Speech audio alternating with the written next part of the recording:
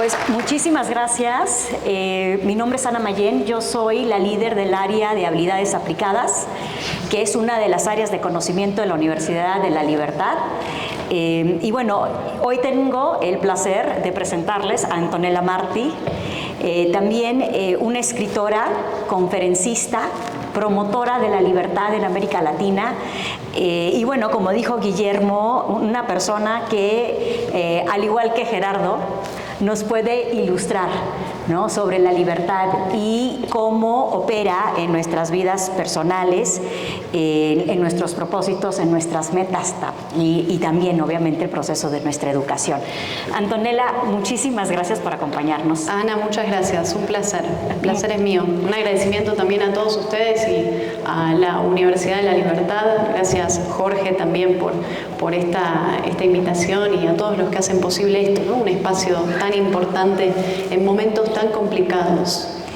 Y bueno, el propósito, voy a ser muy sincera, el propósito de esta conversación era hablar sobre la libertad y cómo influye, ¿no?, en nuestras vidas, en nuestros propósitos, en nuestras metas, en la educación. Pero después de la charla de Gerardo, no podemos quedarnos calladas, ¿no? Y opinar un poquito también. Uno de los temas de los cuales tú hablas muchísimo es sobre cómo entendemos el liberalismo, ¿no? Hablamos de libertarios y también se habló de liberalismo. Y bueno, yo quisiera que nos explicaras un poco cómo es que tú concibes el liberalismo. Bueno, el liberalismo para mí es una forma de vivir la vida. El liberalismo es el amor hacia la libertad en su totalidad. Es decir, que la libertad no se divide en libertad económica, libertad política, libertad individual. Yo elijo un poquito de libertad económica, digo, vamos a bajar algunos impuestos, vamos a bajar el gasto público y después las libertades individuales no importan. Eso no es liberalismo, pero eso es lo que hacen muchos conservadores que se disfrazan de liberales. ¿Por qué? Ser liberal hoy es mucho más atractivo, ¿no? Hablar de libertad en vez de decirte directamente que te van a imponer un dogma o una forma de vivir tu vida. Entonces el liberalismo es defender la libertad sin peros, es defender la libertad sin ponerle un pero después de la defensa, ¿no?, de lo que es el liberalismo. Y la pregunta que se tiene que hacer un liberal o la persona que ama la libertad es si uno está viviendo su vida o si está viviendo la vida que otra persona quiere que vos vivas. El liberal no se aferra a dogmas, porque el liberalismo no es un dogma. El dogma te dice cómo tenés que ser, cómo tenés que comportarte.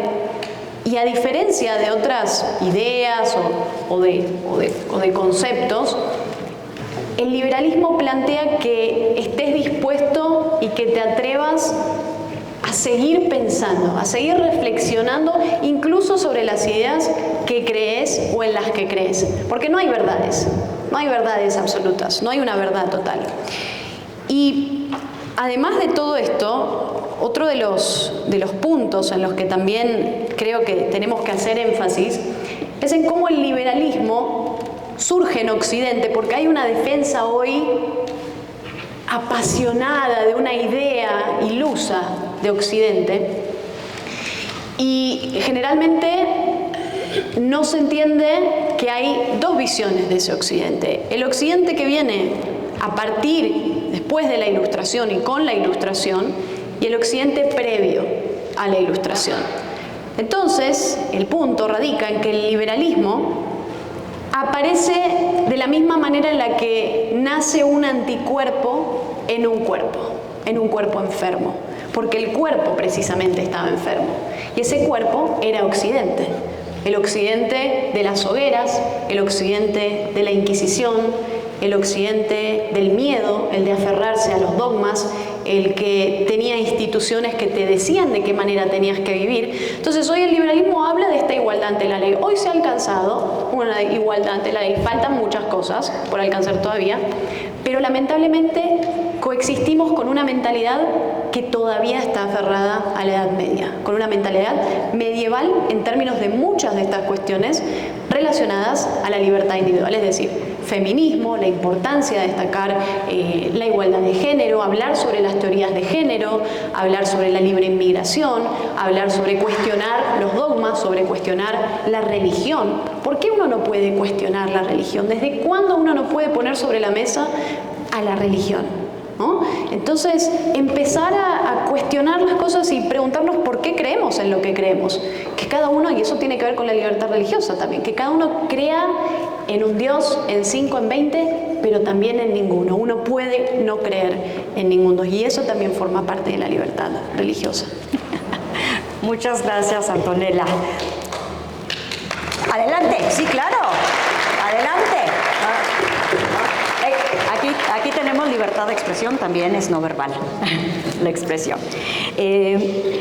Con respecto justo a este concepto de libertad, ¿no? Tú hablas con muchísima pasión sobre este tema. Y yo lo que te quisiera preguntar es, ¿en qué momento en tu trayectoria, que aparte es muy corta, Antonella, ¿te lo puedo decir? Sí, tienes solamente 31 años, muy joven. En esta trayectoria que tú has vivido, ¿en qué momento encuentras esta pasión por la libertad? Yo creo que desde muy chica estuve enamorada de la libertad y crecí en un entorno en el que mi familia me permitió pensar, me permitió dudar, me permitió hacer preguntas, no me restringió a la hora de cuestionar cómo eran las cosas, de preguntar por qué, de desordenar, ¿no? De no tener las cosas estructuradas en una caja y tiene que ser así, hay que cumplir con esto, hay que cumplir con lo otro, sino que a mí, y esto mi madre, ¿no? me enseñó mucho el énfasis en ser libre, tomar decisiones por mí misma y luego hacerme cargo de que puede tener consecuencias, ¿no? Buenas, malas, pero que también es producto de mi propia libertad. Y el liberalismo lo que te asegura es eso, es que no te asegura que tomes las mejores decisiones, pero te asegura que seas vos la persona que toma esas decisiones por vos y que no sea otra persona que lo haga. Pero en mí yo creo que empezó desde muy chica y a lo largo del proceso universitario, también en la universidad, a mí me costaba encontrar una visión de ideas que encajara con esos conceptos que yo tenía de cómo era la vida, de que había que preguntar, cuestionar y demás. Y bueno, entré también a una fundación, a una organización de la sociedad civil que también promueve las ideas de la libertad en la ciudad de Rosario.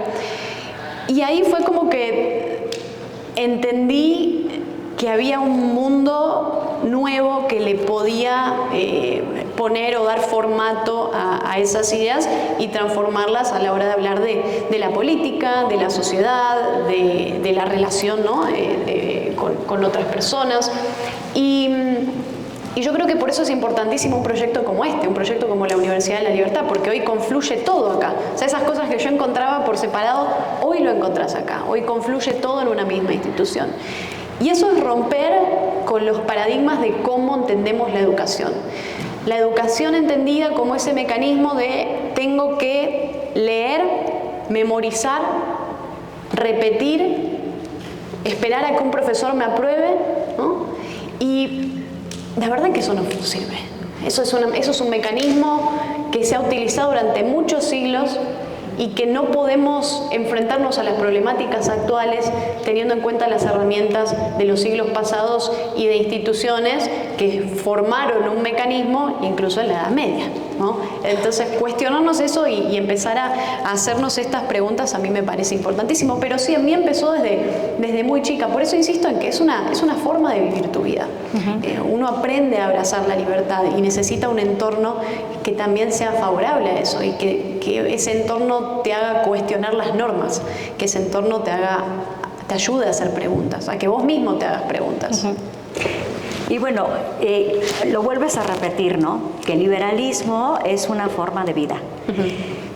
¿Cuáles son los atributos, ¿no? ¿Cuáles son las habilidades, los conocimientos que se tienen que tener para poder vivir el liberalismo? poder animarse, romper el miedo, romper con las visiones dogmáticas y al final preguntarnos si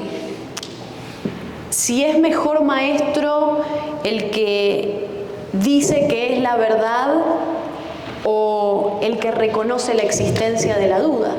Preguntarnos si es mejor maestro el que pide a sus discípulos que actúen según una verdad o según su fe o según su razón. Me pregunto también si es mejor maestro el que pide obediencia o el que pide que uno cuestione a la autoridad, que uno cuestione las autoridades. Si es mejor maestro el que tiene respuestas o es mejor maestro el que tiene preguntas. Y si es mejor maestro el que dice yo soy la verdad o el que te dice anímate, conocete a vos mismo, aprende por vos mismo, da el primer paso, toma el riesgo. Y yo creo que esas son algunas de las cuestiones que hoy tienen que ver con la forma en la que entendemos la libertad o el liberalismo, poder animarnos a enfrentarnos al status quo, a cómo han sido las normas durante mucho tiempo impuestas, ya sea por una religión, por cualquier otro tipo de cuestiones. Fíjate que muchos de estos que hablan en nombre del liberalismo, pero yo insisto en que hoy muchos de los grandes enemigos de la libertad se disfrazan de liberales o se disfrazan de amantes de la libertad, insisten en este concepto de la batalla cultural. Y para mí la batalla cultural es una contradicción en términos. Primero porque la batalla es un término bélico, un término violento. Y la cultura es un orden espontáneo, es decir, es algo que se construye igual que el lenguaje, el dinero, el mercado. Son instituciones, cosas, cuestiones, costumbres que se van desarrollando a través de los millones de interacciones voluntarias que existen a lo largo de la humanidad. Entonces, cuando uno habla de esa batalla cultural, está negando que la cultura es un proceso espontáneo y que no es algo que alguien diseña. Y además suma la idea de que las culturas batallan, cuando es un completo disparate. Es decir, el que sostiene la visión de la batalla cultural, en lo que está haciendo énfasis, no es en un debate de ideas. Al que habla hoy de la batalla cultural no le importa el debate de ideas. No tiene interés en la arquitectura, no tiene interés en la sociología, no tiene interés en la arqueología. Tiene interés en imponerte un determinado modelo de vida en nombre del amor, ¿no? En nombre de la cultura, en nombre de la libertad, y lo hace además a través del Estado, ¿no? Y también a través de instituciones religiosas que han existido a lo largo de la historia, y son mecanismos de poder, son mecanismos de control, porque el miedo al final es lo que alimenta eso. El miedo es la herramienta, generar el miedo es la herramienta que hace que el poder se mantenga donde evidentemente ha estado durante mucho tiempo. Y hoy todo lo que lo descoloca, hoy las teorías de género, todo lo que cuestiona, digamos, la visión del género no binario, esto los enloquece porque les rompe el esquema de cuál es el rol histórico de la mujer. La mujer tiene que nacer para reproducirse, aborto no, drogas no, vivir tu vida como quieras no, libertades sexuales tampoco. Entonces hoy nos preguntamos todas estas cuestiones que tienen que ver con la libertad individual. Al final, digamos, todos esos choques que hay hoy y que vienen a partir de modelos que te quieren imponer un modo de vida, tienen su raíz en procesos religiosos de control de la moral. El control de la moral y el poder sobre la visión de la verdad absoluta. Yo tengo el poder, yo represento la verdad, yo represento el liberalismo, acá cada uno se tiene que representar uno mismo, cada uno tiene que ser dueño de su propia vida. A veces la revolución más grande que puedes hacer es la revolución sobre tu propia mente. Y con eso impactar en las demás personas, atreverte a pensar, vivir tu vida. Yo insisto, la religión te prohíbe cosas a vos si sos partidario o practicante de una religión, pero no me prohíbe cosas a mí. Tu religión te prohíbe cosas a vos, a mí no. Entonces entender eso y entender que el liberalismo, ¿por qué hablamos tanto de religión? Porque el liberalismo nace exigiendo la separación del Estado y la religión. Y hoy vender el liberalismo como algo que une el Estado a la religión es una completa deshonestidad intelectual. Oh, bueno, muchísimas gracias. No sé por dónde seguir después de todo eso. Pero hoy en la mañana, justamente también que estabas hablando con algunos de nuestros estudiantes, hablamos justamente del miedo, ¿no?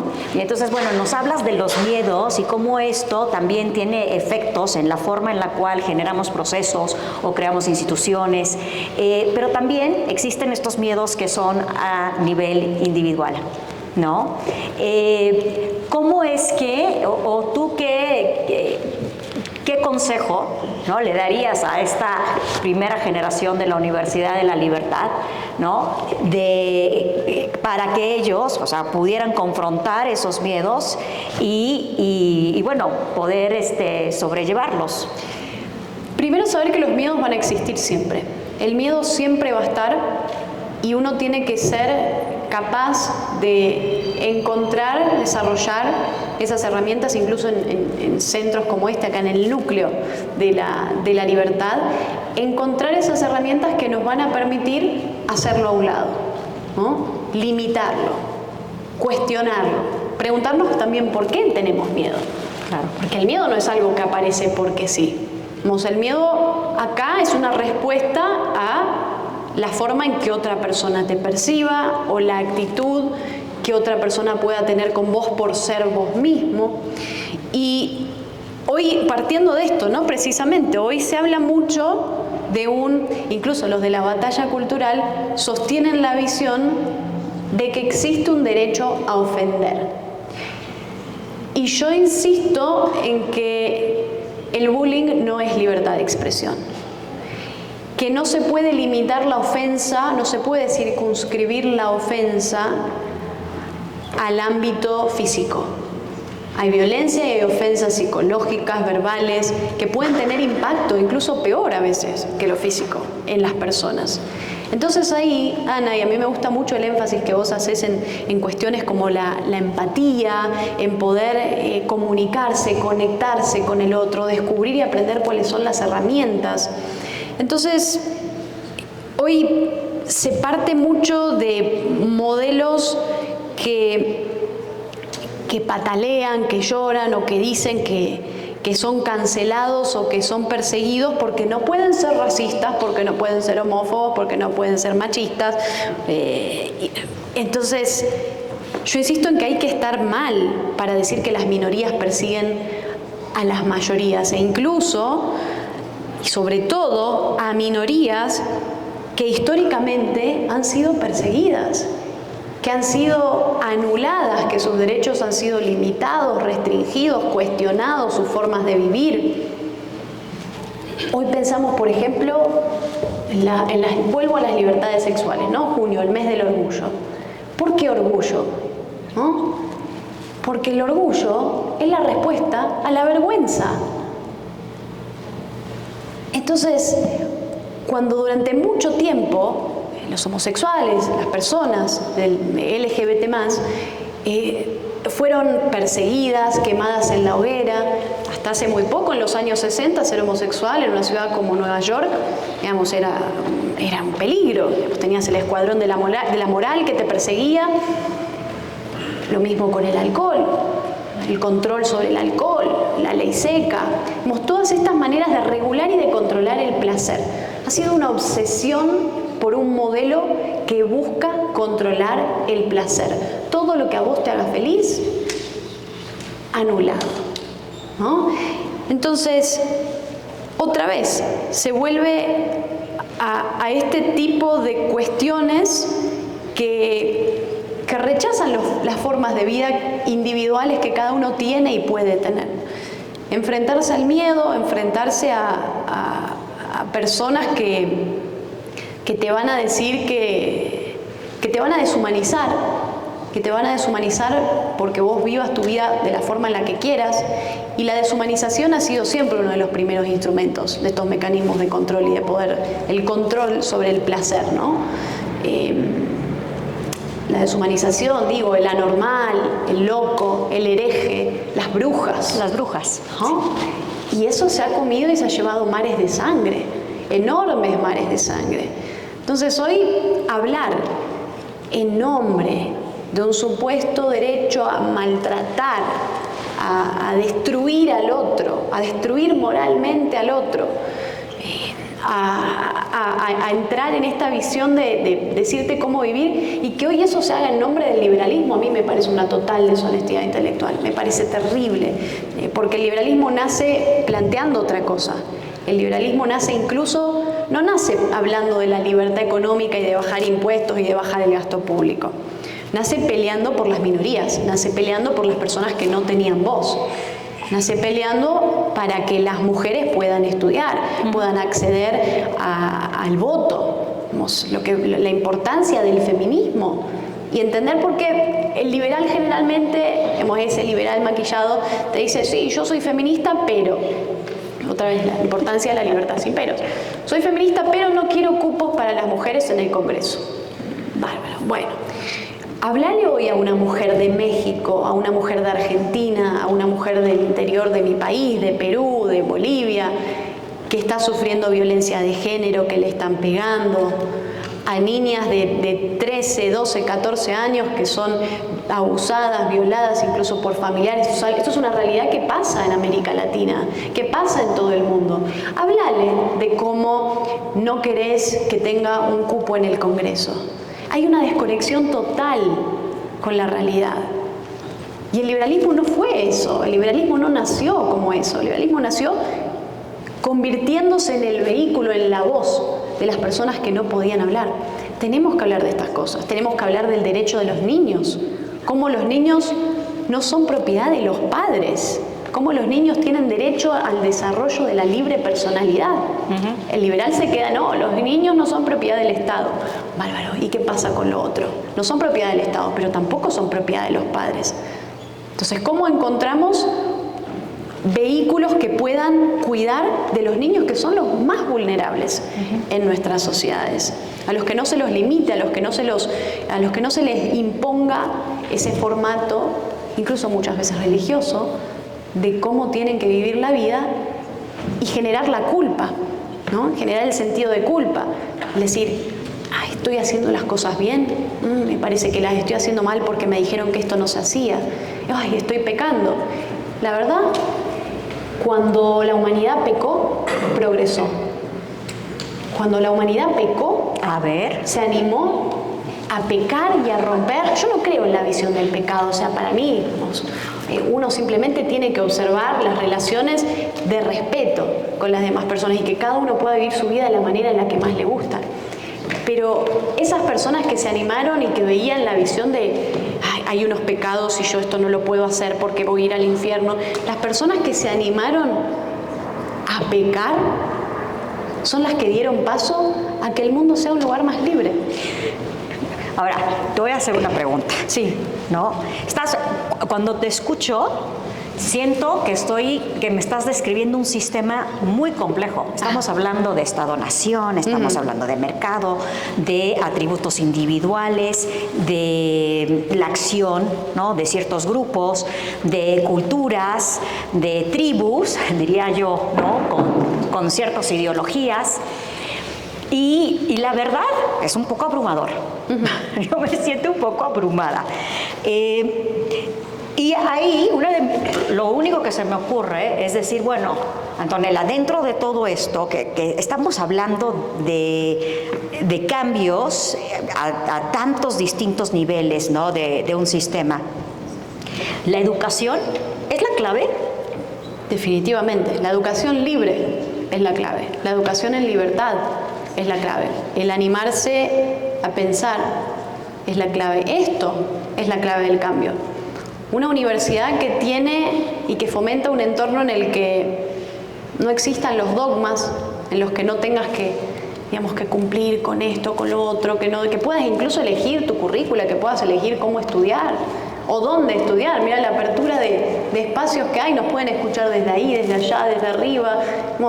Este tipo de encuentros, de entornos, son los que definitivamente nos enseñan y nos remarcan y nos recuerdan que la libertad y que la educación en libertad son el camino.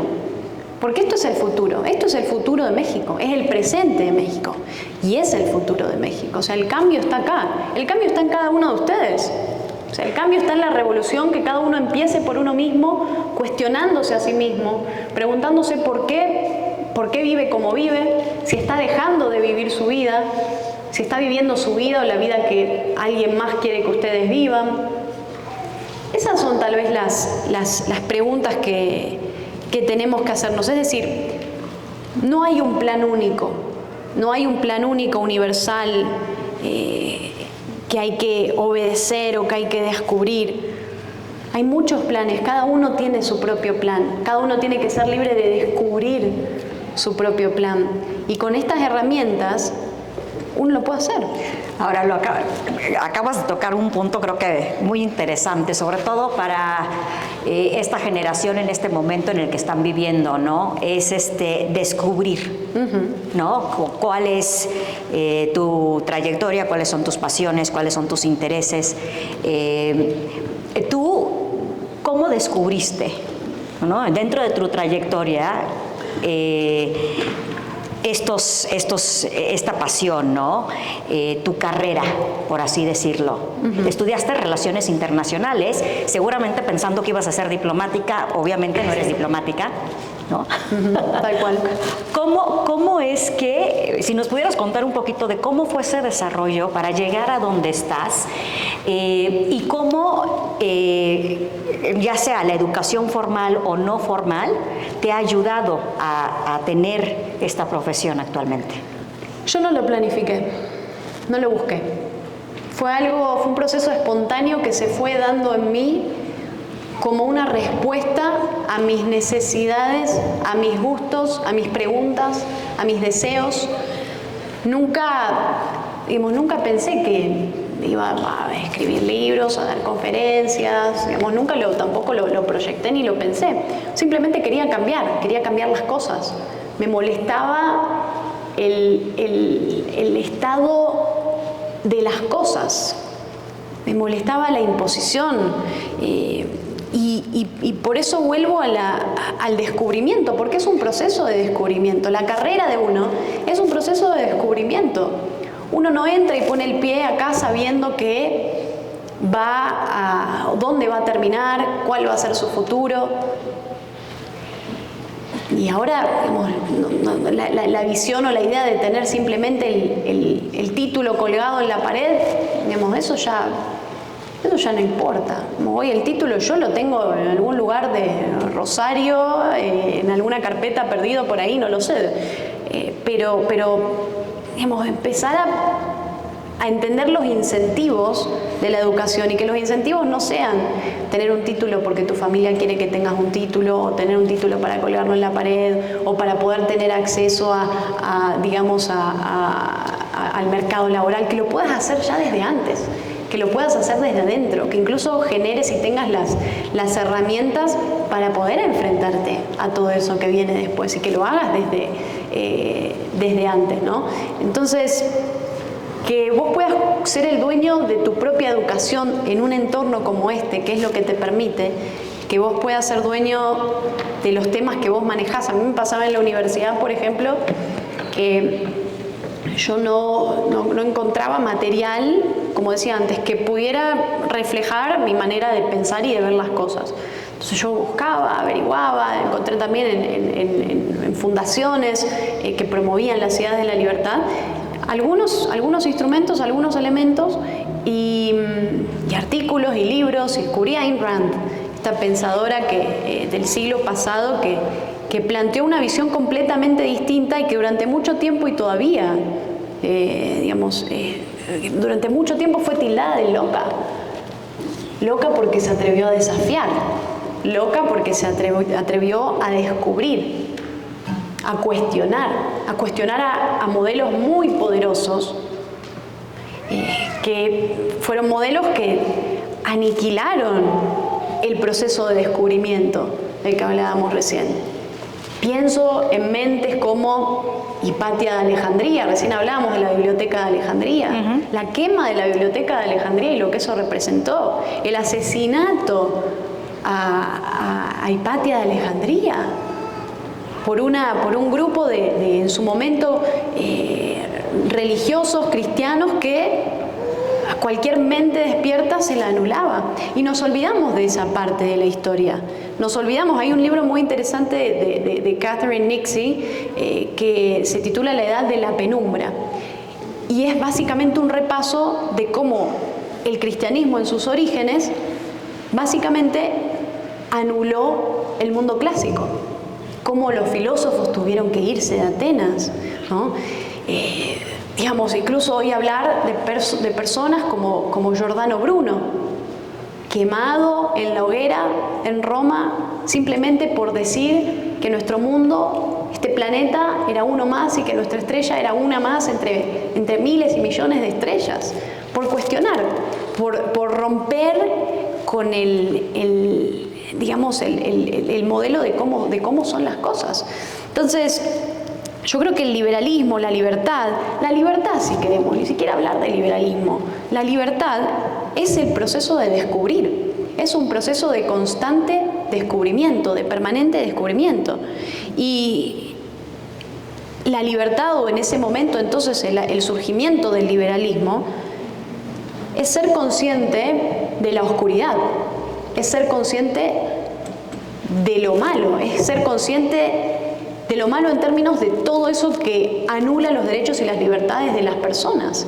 Nos surge como una respuesta frente a modelos que limitan y que limitaban ese proceso de descubrimiento, ¿no? Entonces, yo creo que hoy hay muchas personas muchas instituciones, muchos modelos de imposición que van a hacer de todo por destruirte, y además a eso lo van a llamar amor.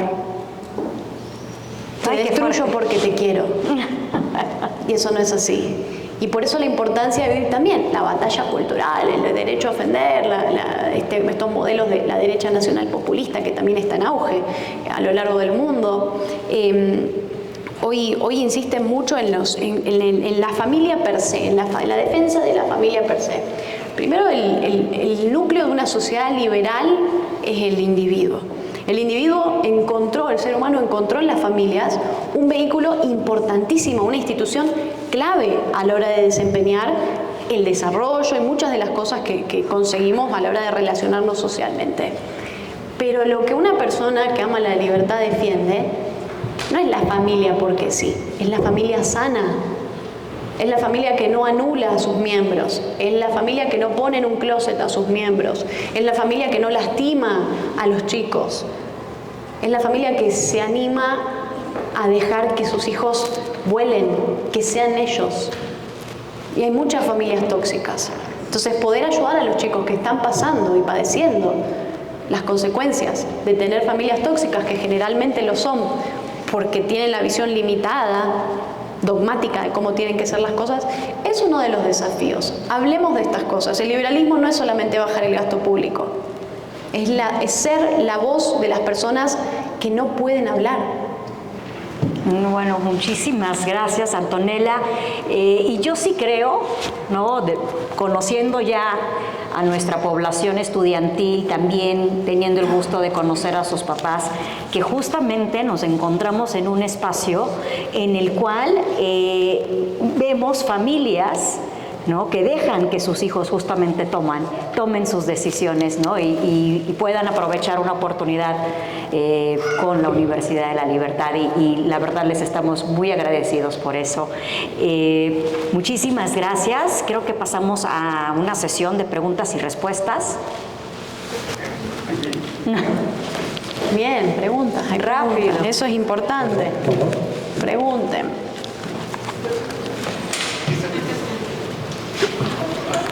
Muchas gracias. Bueno, antes que nada, gracias Antonella, gracias por este espacio en la Universidad de la Libertad. Yo soy Isaac Alonso, soy parte de Quibernus en el Estado de México, y realmente si no es en una universidad donde se debe dar el debate público de las ideas, entonces no podríamos exigir que sea en las calles, en los congresos. Por eso he decidido tomar el uso de la palabra, haciendo uso de mi libertad de expresión para decir que no estoy de acuerdo cuando dices que los que estamos dando o ostentamos el término de batalla cultural no estamos abiertos al debate público de las ideas, porque en realidad sí lo estamos. Por ejemplo, hoy en Quibernos, Estado de México, tenemos una iniciativa local en donde, por ejemplo, mi compañera Karen, que es feminista, y yo, que soy provida abiertamente, estamos trabajando juntos para impulsar un foro, un espacio de diálogo, de intercambio de ideas, porque hay más coincidencias que diferencias. Y yo sí me asumo, sí creo que la familia es el núcleo de la sociedad y la defendemos porque es la institución más antigua de la civilización. Evidentemente no se trata de imponer visiones, yo creo que hemos de ser libres de elegir nuestro destino. Y solamente quería decir esto porque pareciera que se habla de que el liberalismo no tiene dogmas, pero nos están imponiendo dogmas a los conservadores, por decirlo de alguna manera, o a quienes asumen de derecha. Nosotros queremos conservar la libertad como un regalo de Dios, un derecho fundamental que el Estado debe proteger, la libertad de expresión, la libertad de asociación, que es lo que estamos haciendo ahora mismo, de reunirnos, la libertad de religión, siempre y cuando ésta no viole los derechos humanos de otras personas. Por ejemplo, la Iglesia de Satán en Estados Unidos dicen que el aborto es un ritual sagrado para ellos. Yo creo que la libertad de religión también debe tener límites. La libertad de prensa, que no haya un periodista más asesinado por hacer su oficio. Y esa es conservar también la vida en todas sus manifestaciones. Y no por pensar distinto significa que seamos enemigos, porque creo que la libertad implica responsabilidad. Si no, se desvirtúa y se convertiría en libertinaje. Gracias. Bueno, yo creo que generalmente desde ese punto es el conservadurismo el que le ha impuesto cosas a las personas que se dicen o que son liberales o que quieren ejercer la libertad. Y lo han hecho a través de precisamente el Estado, la política al llegar al poder. Hemos de tener el poder sobre la decisión en términos de política pública y utilizar una moral o ejecutar una moral o unos valores que creen que son mejores y aplicarlos a través del Estado. Yo creo que el liberalismo no le impone nada en este momento al conservador o a cómo tiene que ser el conservador. De hecho, el liberal concibe, respeta y convive con un montón de ideas y con un montón de personas que viven distinto. En una sociedad liberal, si vos querés ser ultra religioso, lo podés ser. Pero si en una sociedad conservadora, ultra religiosa, vos querés ser liberal o querés vivir tu vida, querés ejercer tu libertad sexual, querés ejercer, querés vivir como quieras, no lo podés hacer. Y esa es la gran diferencia. Que en una sociedad liberal, en una sociedad libre, vos podés cuestionar, vamos a ponerle libre, si queremos no usemos los términos. En una sociedad libre vos podés cuestionarte y hacerte preguntas. Y la distinción entre batalla cultural y discusión de ideas a mí me parece muy importante.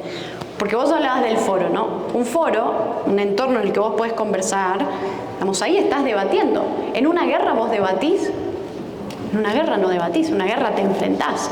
En el foro ustedes no se enfrentan, no batallan, no ejercen la violencia o no ejercen la imposición de tu idea por encima de la otra. Entonces el concepto de que la batalla cultural tal cual la usan hoy, porque la batalla cultural es un concepto que viene de la izquierda históricamente, Antonio Gramsci, un comunista italiano, que hablaba de la hegemonía cultural y cómo la cultura tenía que utilizarse para implementar determinadas ideas. Hoy lo usa el modelo de la derecha, digamos, del nacionalpopulismo de derechas. Y es básicamente la invitación a una cruzada moral. No les interesa, no hay un debate, no hay un interés por escucharte y decirte, ay, a ver, ¿qué propones en términos de libertad, de aborto, de libertad? No, te están diciendo, esto es así. Y o se impone o se impone. Debate de ideas no hay. Yo creo que tal vez o se puede llamar conversación, en un foro hay una conversación, hay un debate, pero la batalla cultural es muy distinta. No nos olvidemos incluso de la batalla o la idea de la revolución cultural de Mao, lo que significó. Claro. Y ahí otra vez, el uso de la cultura. La cultura es algo que no se diseña. Yo no te puedo venir a imponer una cultura, no te puedo venir a imponer algo que es un proceso espontáneo que se va desarrollando a lo largo de la historia. Y fíjate que yo no dije que la familia no fuera importante. La familia es súper importante, pero la familia sana es importante. La familia que no limita a sus miembros. La familia que no ejerce un control y no ejerce dogmas y no ejerce el miedo a sus miembros. Yo no dije que la familia no sea buena. De hecho, yo tengo una familia que la adoro, la amo. O sea, mi familia es una de lo que más quiero. Pero mi familia fue una familia, y es una familia muy sana, una familia que respeta, que se respeta, que da paso a la conversación, ¿no? Yo tengo los domingos donde nos juntamos y es un debate y conversamos y a ver, y es como un núcleo en el que uno puede hablar, en el que uno puede ser uno mismo, en el que uno puede ser uno mismo. Entonces hay que distinguir familias sanas de familias tóxicas. Porque si no es hablar de la familia como vamos a promover la familia. Vamos a promover la familia sana.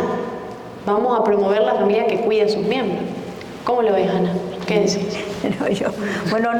Yo estoy completamente de acuerdo, ¿no? Sí considero que en mi experiencia personal, pues sí, yo vengo de una familia muy, muy religiosa. Ayer se reían porque les estaba comentando que pues yo en mi casa pues iba a estas sesiones de catequismo, en realidad, aunque éramos evangélicos en mi familia. Y entonces en la iglesia siempre nos decían, bueno, es que para ir al cielo la gente tiene que aceptar a Jesucristo como su salvador personal. Y yo tenía como 7, 8 años y yo decía, ¿y los aztecas? ¿Qué va a pasar con los aztecas? Por suerte, ¿no? Aceptaban este tipo de cuestionamientos, ¿no? Y bueno, eso para mí sí fue súper importante. Yo sí considero que esa habilidad yo soy madre y es muy difícil y la verdad lo sufro todos los días, pero el dejar que tus hijos vayan tomando ese paso, ¿no? Día tras día tras día, y hay momentos en el que, los quieres agarrar y los quieres frenar y sabes que no puedes, porque como tú bien dijiste, yo siempre digo, es que no nos reproducimos, ¿no? De ese acto de amor, lo que surge es un nuevo individuo, una persona completamente nueva, con su propia forma de pensar, con su propia individualidad, y el tener que respetarlo, sobre todo cuando dices, ay Dios mío, es que sigue dando pasos y va a caer en el hoyo, ¿no? Desde que están chiquititos. Es muy difícil, es un reto, pero yo sí creo que vale la pena, ¿no? Que tener, como tú dices, esta familia sana que te deje desarrollarte, que te deje expresarte, que te deje tomar tus decisiones, ¿no? A fin de cuentas, las consecuencias de esas decisiones, pues son de nuestros hijos. Muy bien.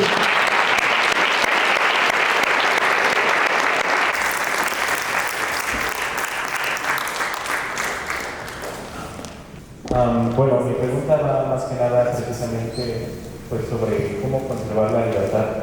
Precisamente la Universidad de la Libertad fue como la opción por la que consideré estudiar, porque precisamente vengo de varios núcleos que no me permiten esta libertad de ser, esta libertad de existir más que nada. Y siempre estoy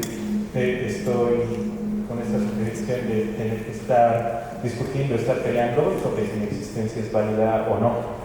Entonces, yo no quiero estar peleando precisamente para existir, no quiero estar peleando para tener un espacio. Y hablaste del miedo hace un momento, sobre el miedo de ser, y es que precisamente sobre esto van las relaciones de poder y sobre los entornos en los que te desarrollas. Por supuesto, creo en la visión de la Universidad de la Libertad y sobre cómo te permite ser quien eres. Pero eso no quiere decir que no se preste a que estas libertades se puedan restringir Entonces, ¿cómo se pueden asegurar estas libertades en un entorno donde tú no tienes el poder como tal de cambiar las cosas? ¿Quieres ir vos? ¿Sí? Por favor. Bueno. A ver si entendí bien la pregunta, ¿no? Cuando estás en entornos en los cuales no tienes una aceptación, donde no tienes esa posibilidad de actuar, ¿cómo es que puedes salir adelante, no? Y voy a agarrar aquí un poquito de lo que dijo Antonella y un poquito de lo que dijo Gerardo, ¿no? Que existen límites, existen hechos. Tú no puedes imponer sobre el pensamiento del otro, ¿no? Pero como individuo sí puedes ser una persona y un agente de cambio, ¿no? Y lo que tenemos que entender, y creo que es un poco difícil, y bueno, lo puedes ver en el aula, lo puedes ver a través de los libros, pero tienes que salir. Tienes que salir de esa zona de confort, tienes que experimentarlo y ver cuáles son los alcances que tú tienes para ser ese agente de cambio. Y bueno, también obviamente hablo del aula y hablo de la educación. ¿Por qué? Porque para entender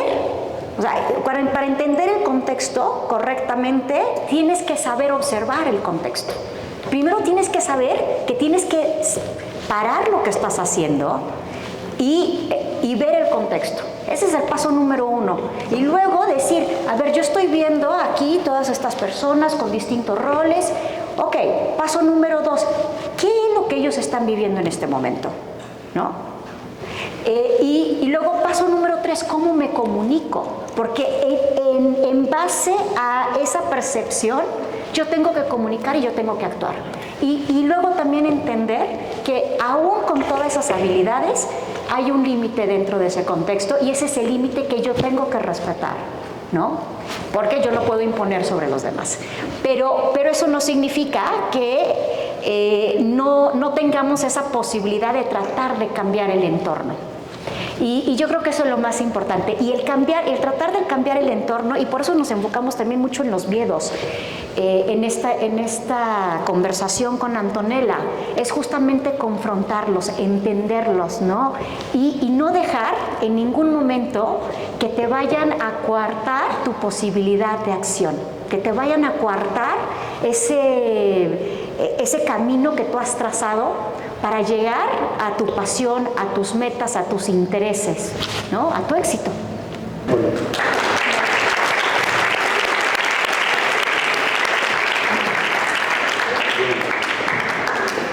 Hola, soy Oscar Ibarra. Iba a decir docente, pero ya no sabemos qué somos los docentes en la universidad.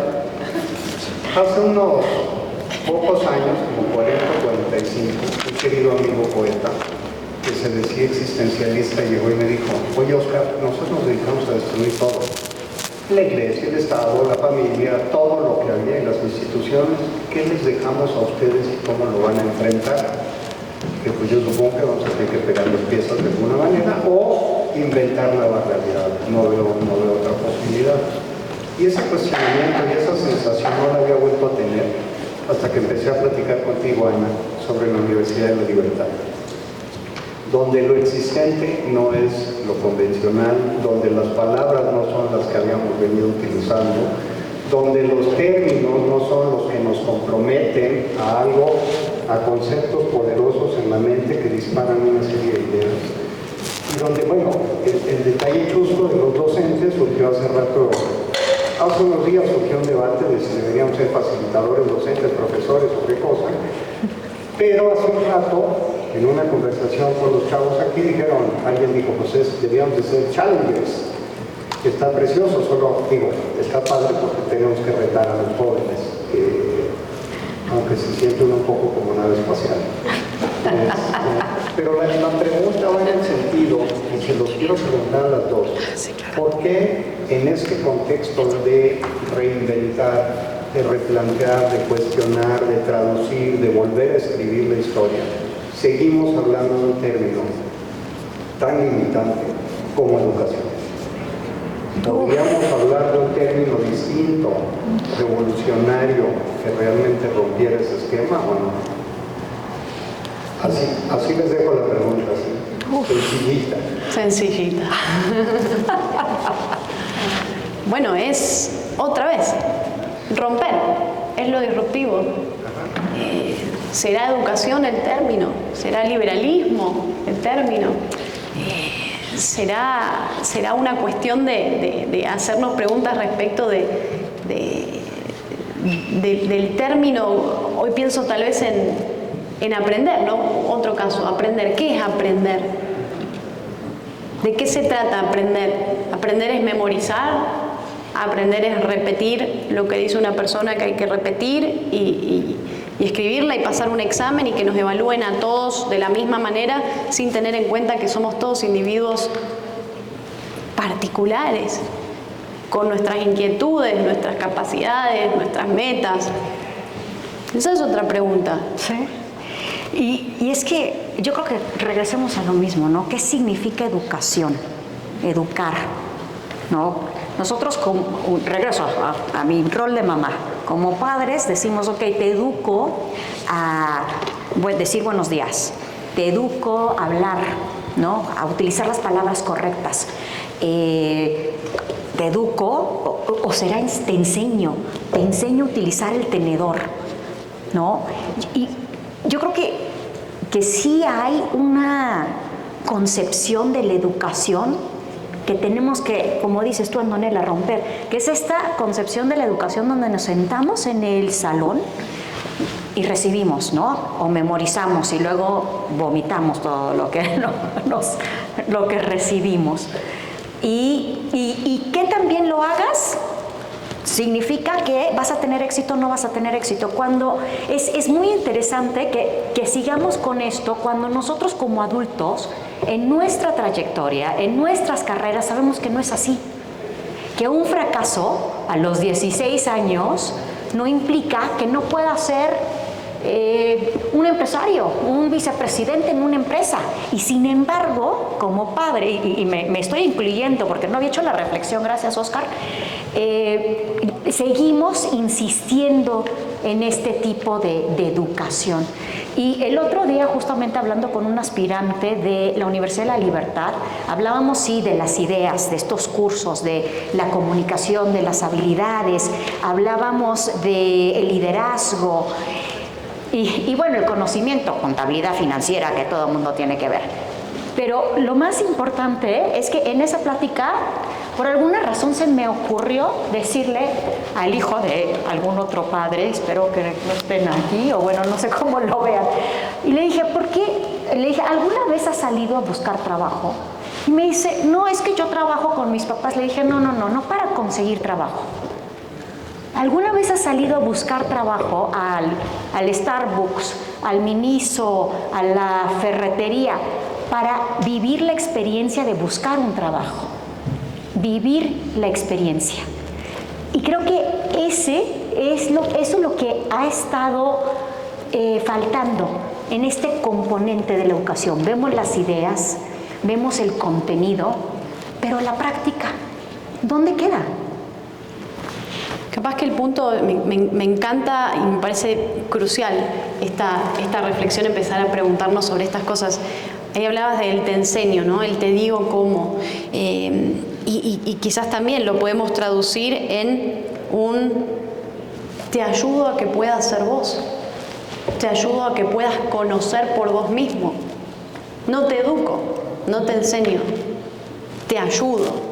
Colaboro con las herramientas que tengo y con el entorno, con este núcleo de la libertad, a que vos puedas ser vos, que puedas desarrollar tu propio potencial, que puedas desarrollar tu propia personalidad, que a lo mejor no sabías cómo era, que a lo mejor puedas descubrir quién verdaderamente sos. ¿Quién eres? Y que no sos lo que otras personas te dijeron que tenías que ser. Hoy hablábamos también a la mañana con un grupo de estudiantes que quedé fascinada.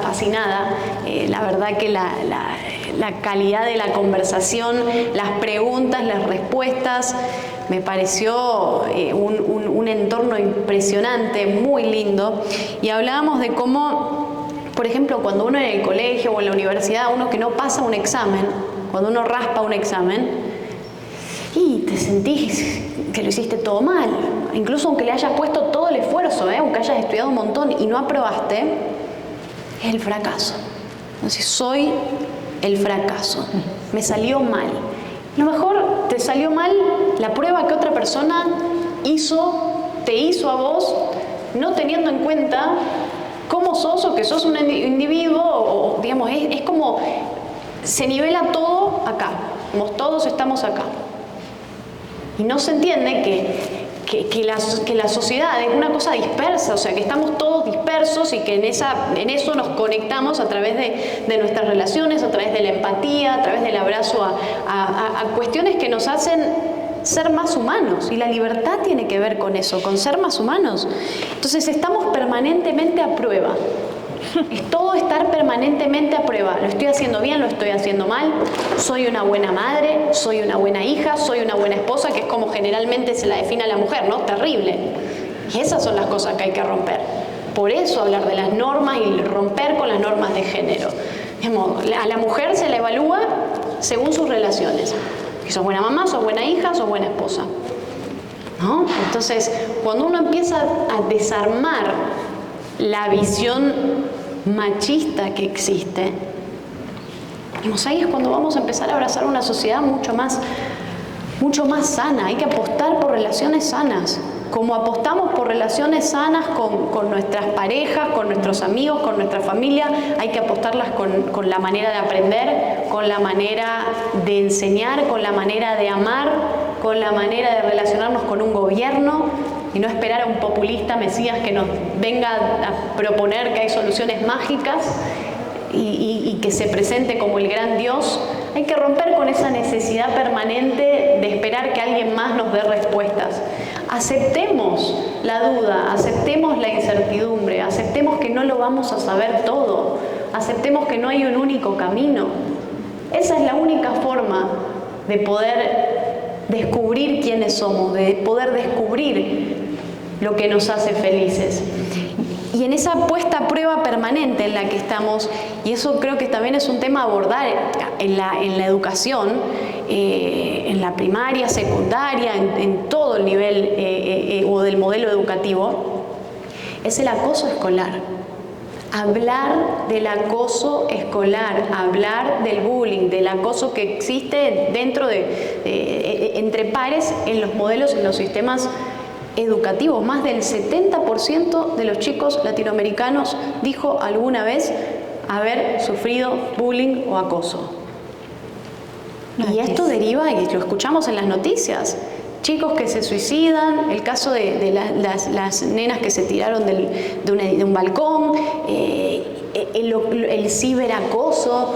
Y esto es una responsabilidad de todos, es una responsabilidad de que cada uno esté alerta, de que cada uno proponga, otra vez, relaciones sanas. Apostar por lo sano, hacer visibilizar los problemas, visibilizar el acoso, visibilizar la ofensa, contarlo, hablarlo, expresarlo, sacarlo, y eso es lo importante, que uno pueda decir quién es y uno pueda expresarse, y que en eso todos nos respetemos, que seamos una sociedad de personas más libres, de personas más amenas, de personas más sanas, y aceptemos que nunca vamos a tener el conocimiento total de cómo tienen que ser las cosas, y nunca vamos a estar asegurados completamente. El miedo va a existir, hay cosas que van a estar ahí siempre, pero depende de cada uno de poder apostar por elegir y ser los dueños de su propia vida.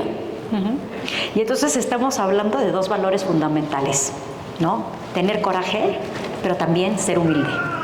Y creo que es más fácil, ¿no?, armarse de valor muchas veces que ser humilde, ¿no? Y aceptar justamente lo que estás diciendo, que no necesariamente, si yo estoy a cargo de un grupo, tengo toda la verdad y la voy a exponer. Y los estudiantes no tienen nada que aportar, ¿no?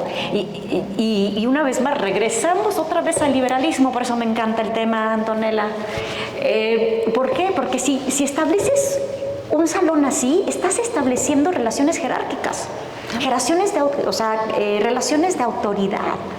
¿No? Y aquí lo que queremos es justamente, y por eso, ¿no? Yo creo que facilitadores docentes está espectacular el título. ¿Por qué? Porque lo que estamos haciendo es facilitando la educación. O sea, sus hijos, y bueno, hablo a los padres ahorita, estudiantes, o sea, padres de los estudiantes de la Universidad de la Libertad, o sea, estamos conscientes de que sus hijos pues ya tienen mucho conocimiento. Tienen intereses, saben lo que quieren. Y si no, todavía no lo saben, saben que no lo saben y lo van a buscar, ¿no? Entonces, sí, eso es justamente, ¿no?, lo que estamos nosotros tratando de generar. Pero sí te voy a ser muy sincera, como adulta en esta institución, cuesta mucho ser humilde. Sí, hay que serlo. Y en eso te das cuenta en los entornos que son más amenos y que facilitan que uno pueda tener humildad y empatía. Cuando aprendes a conectar con la gente, o aprendes las herramientas, y creo que ahí tu rol es clave, es importantísimo, las herramientas para poder conectar con las personas, para enfrentarte al mundo y hacerlo de una manera sana. Por ejemplo, yo hoy a la mañana tuve esta reunión con los jóvenes, con jóvenes estudiantes, lo que aprendí. O sea, no es una cosa que uno enseña, es recíproco esto, es una retroalimentación. No es yo la autoridad, decido y te enseño e imparto una manera de ver. No, es aprender. Ana, con vos. Nos conocimos ayer, lo que hablamos desde ayer a hoy, lo que aprendí de vos. O sea... No, yo de ti. Bueno, así. Es una cuestión de retroalimentarse, de entender el vínculo con el otro, de abrazar el vínculo con el otro. Es correcto. Y absorber, ser esponjas de lo sano. Ser esponjas de lo sano, absorber todo eso que nos hace hacernos preguntas. Hacerse preguntas, preguntar, que creo que ese es el énfasis de este núcleo de la libertad. Así es, Antonella.